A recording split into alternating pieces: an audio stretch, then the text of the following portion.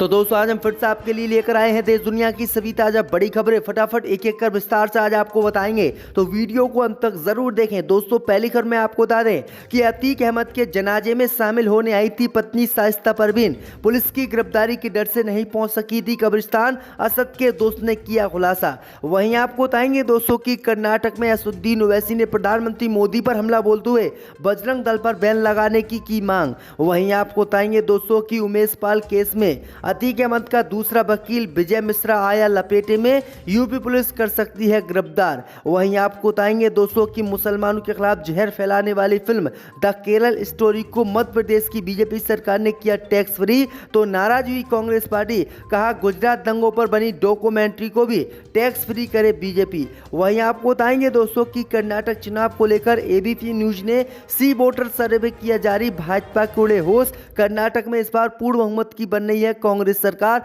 भाजपा का हो रहा है सुपड़ा साफ। वहीं आपको बताएंगे दोस्तों कि बागेश्वर धाम के बाबा धीरेन्द्र शास्त्री पर भड़के बिहार सरकार के मंत्री, बोले भूत के नाम पर आपकी मां बहन को नचाता है बाबा धीरेन्द्र शास्त्री। तो दोस्तों सभी खबरों को आपको एक एक कर बताने वाले हैं। वीडियो को लाइक कर चैनल को सब्सक्राइब कर दें और हमें कमेंट करके बताएं कि आपके जिले किस राज्य से हमारी खबरों को देख रहे हैं।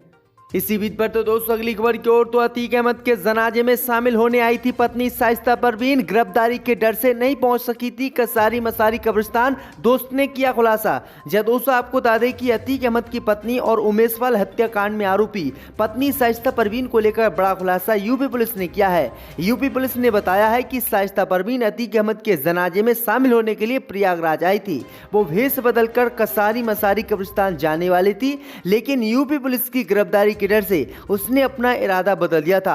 यह खुलासा अतीक अहमद के दोस्त जफर उल्लाह के बेटे और असद के दोस्त आतिन जफर ने किया है। पुलिस ने उसके खिलाफ धूमनगंज थाने में भी मामला दर्ज किया है। आपको बता दें कि 15 अप्रैल को प्रयागराज के केल्विन अस्पताल के बाहर अतीक अहमद और उसके भाई अशरफ की पुलिस कस्टडी में हत्या कर दी गई थी। इसके बाद 16 अप्रैल को प्रयागराज के कसारी मसारी कब्रिस्तान में अतीक अहमद और उसके भाई को दफनाया गया था। शाइस्ता अपने पति अतीक अहमद और देवर अशरफ के जनाजे में चोरी छिपे शामिल होना चाहती थी। वह अतीक के गैंग के सदस्य जफर उल्लाह के खुलदाबाद स्थित घर में ठहरी थी, लेकिन यूपी पुलिस ने गिरफ्तारी के कारण वो जनाजे में शामिल नहीं हो पाई। तो ये बड़ा खुलासा यूपी पुलिस ने किया है। इसी बीच बढ़ते दोस्तों अगली खबर की ओर, तो कर्नाटक में प्रधानमंत्री मोदी पर ओवैसी ने बोला हमला, बजरंग दल पर बैन लगाने की मांग। जब दोस्तों आपको बता दें कि एआईएमएम के अध्यक्ष असदुद्दीन ओवैसी ने कर्नाटक चुनाव में धर्म के आधार पर वोट मांगने को लेकर बीजेपी और कांग्रेस पर हमला बोला। ओवैसी ने कहा कि बीजेपी में खुद को बड़ा हिंदू साबित करने की होड़ मची है। उन्होंने प्रधानमंत्री के बजरंग बली वाले नारे पर कहा कि अगर वो तकवीर का नारा उठाएंगे तो ठीक रहेगा। ओवैसी ने ट्वीट किया और कहा कि क्या कांग्रेस हुबली में ध्वस्त दरगाह के पुनर्निर्माण का वादा करेगी। इसने भाजपा के साथ अपनी वैचारिक लड़ाई पर आत्मसमर्पण कर दिया है। क्या मोदी कुछ नहीं कहेंगे? अगर मैं लोगों से तकबीर का नारा लगाने की कहूँ, आसमान गिर जाएगा। दरअसल आपको बता दें कि प्रधानमंत्री 3 मई को कर्नाटक में लोगों को संबोधित करने पहुंचे थे। इस दौरान उन्होंने बजरंग बली का नारा लाकर बीजेपी को वोट देने की अपील की थी। ओवैसी ने इसी पर पलटवार करते हुए कहा कि मैं अब अल्लाह अकबर का नारा जो है कर्नाटक में लगाऊंगा और बजरंग दल पर बैन लगाने की मैं मांग करता हूं। इसी बीच पर तो दोस्तों अगली खबर की ओर, तो उमेश पाल मर्डर केस में लपेटे में आया अतीक अहमद का वकील विजय मिश्रा, पुलिस करेगी गिरफ्तार। जब दोस्तों आपको बता दें कि अतीक अहमद अशरफ और उनके परिजनों की कानूनी मदद करने वाले, कोर्ट में इनके मामले की पैरवी करने वाले वकील विजय मिश्रा पर 24 फरवरी को कचहरी से उमेश पाल के निकलने की सूचना नेट कॉल के जरिए अशरफ और असद को देने का आरोप लगा है।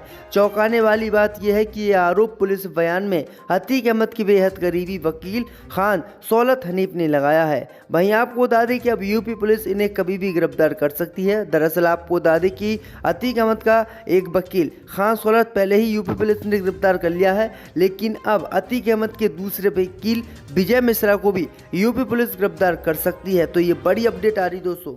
इसी बीच पर तो दोस्तों अगली खबर की ओर, तो मुसलमानों को बदनाम करने वाली फिल्म द केरल स्टोरी को मध्य प्रदेश की बीजेपी सरकार ने किया टैक्स फ्री, तो कांग्रेस ने की गुजरात दंगों पर बनी डॉक्यूमेंट्री को भी टैक्स फ्री करने की मांग। जब दोस्तों आपको बता दें कि मुसलमानों के खिलाफ विवादित फिल्म बनी द केरल स्टोरी को मध्य प्रदेश की बीजेपी सरकार ने टैक्स फ्री कर दिया है। इस पर आपत्ति जताते हुए कांग्रेस ने गुजरात दंगों पर बनी डॉक्यूमेंट्री को भी टैक्स फ्री कर स्क्रीनिंग की मांग कर दी है। सवाल है कि कांग्रेस ने द केरल स्टोरी के खिलाफ मोर्चा खोल रखा है। वहीं आपको बता दें कि इस फिल्म के द्वारा मुसलमानों को बदनाम करने की कोशिश की जा रही है और इसी को लेकर कांग्रेस पार्टी नाराज है। कांग्रेस ने कहा है कि द केरल स्टोरी में जो स्टोरी दिखाई गई है कि हिंदू लड़कियों का कन्वर्जन करके उनको मुसलमान बनाया गया, फिर उनको ISI में जो है शामिल करा दिया गया और उन्हें सीरिया भेज दिया गया, ये बिल्कुल कहानी गलत है और मुसलमानों को बदनाम करने की कहानी है जिससे देश में दंगे भड़क उठ सकते हैं। इसलिए कांग्रेस पार्टी ने इस फिल्म को बैन करने की पहले मांग की थी, लेकिन ये बैन नहीं हो पाई थी। लेकिन अब इस फिल्म को बीजेपी प्रचार के जरिए आगे बढ़ा रही है। इसी बीच बढ़ते दोस्तों अगली खबर की ओर, तो कर्नाटक विधानसभा चुनाव को लेकर बीजेपी को लगा झटका। कर्नाटक में अभी भी बनी है कांग्रेस सरकार, बीजेपी को झटका। जी दोस्तों, आपको बता दें कि कर्नाटक विधानसभा चुनाव को लेकर आज फिर से न्यूज चैनलों ने ओपिनियन पोल जारी किया है। ABP न्यूज के ओपिनियन पोल ने बीजेपी की चिंता बढ़ा दी है। दरअसल आपको बता दें कि ABP न्यूज के ओपिनियन पोल में इस बार कर्नाटक में कांग्रेस की सरकार बनती हुई दिखाई दे रही है, जबकि भाजपा 100 का आंकड़ा भी पार नहीं कर रही है। वहीं आपको बता दें कि ABP न्यूज के ओपिनियन पोल ने बीजेपी के होश उड़ा दिए हैं। वहीं आपको बता दें कि इस ओपिनियन पोल में कर्नाटक में इस बार कांग्रेस पार्टी की पूर्ण बहुमत की सरकार बनती हुई दिखाई दे रही है, जबकि बीजेपी 100 का आंकड़ा भी नहीं छू पा रही है। तो ये बड़ी अपडेट आ रही है। इसी बीच बढ़ते दोस्तों अगली खबर की ओर, तो किसान आंदोलन की तरह सड़कों पर बैठेंगे जंतर मंतर पर पहलवानों के साथ किसान, पानी और दूध को तरसेगी दिल्ली। जब दोस्तों आपको बता दें कि हरियाणा के सोनीपत में खाप पंचायत और जाटवाड़ा 360 खाप पंचायत ने दिल्ली में धरने पर बैठे पहलवानों का समर्थन करते हुए बड़े आंदोलन की केंद्र की मोदी सरकार को चेतावनी दी है।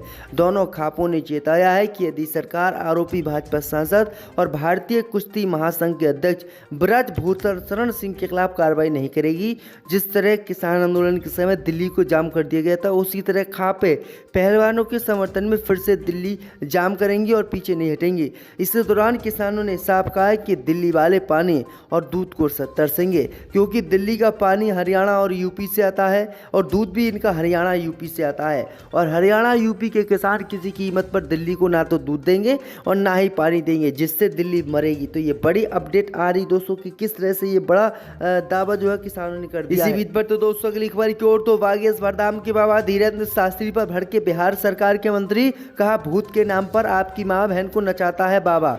जब दोस्तों आपको बता दें कि बागेश्वर धाम के बाबा धीरेन्द्र शास्त्री के बिहार जाने पर खूब राजनीति हो रही है। बिहार सरकार के कई मंत्री नेता बागेश्वर धाम के आचार्य धीरेन्द्र शास्त्री का विरोध कर रहे हैं। तेज प्रताप यादव बागेश्वर धाम के विरोध की पूरी कहानी तैयार कर चुके हैं।